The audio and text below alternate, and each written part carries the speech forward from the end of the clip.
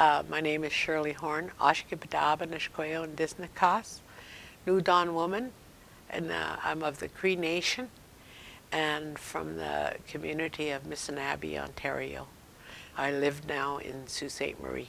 I wish I was able to speak to my parents about it and other people, like my older siblings, but we never did. We never did talk about it because it was too painful, and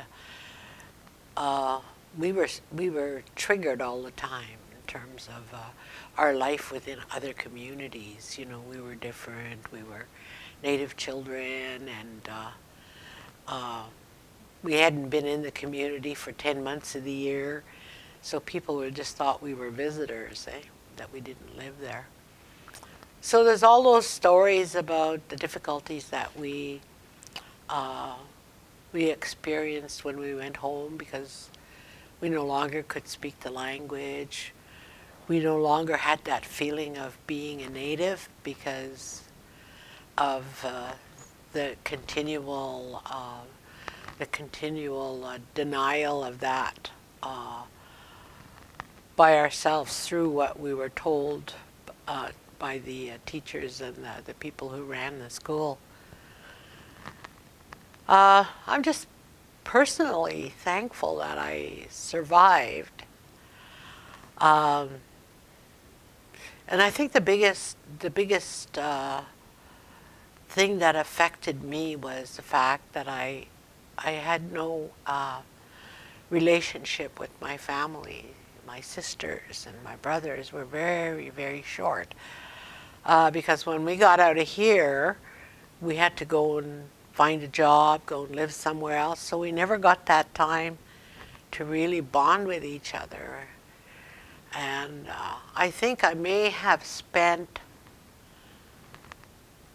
about a year with my father and maybe a couple of years with my mom. But, you know, that's not much in your childhood to have not been able to share and learn from your family, because we have a very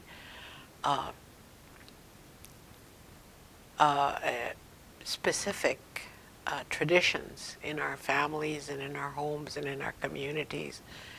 Those were all lost to me because of the pressure of the government to put the children in schools, but also was very they were very restrictive to the parents and the grandparents of those children. Like they were not allowed to come and visit us whenever they wanted. And it always entailed a long journey and a long trip for them and expenses that we didn't have. So we didn't have that interaction either. So it was very scarce and very, the times were few and far between. I don't think I was really prepared to go out into the world and start doing things for myself. I made a lot of mistakes, as a lot of us did at that time. But it would have been, if I was prepared through my community, my aunts, my uncles, my parents, and so on, it would have been a lot easier for me. And that's the part I really regret, is that time spent with family where I could learn and nurture my language, my culture, and my spirituality, and learning off the land. Yeah, mind you, when I did leave school, I did spend some time in a very, very small community where we lived off the land. My stepdad was a trapper, my mom was a trapper, so I learned all about animals, and we had to get our food from the land, and so I'm very grateful for that time that I spent learning that.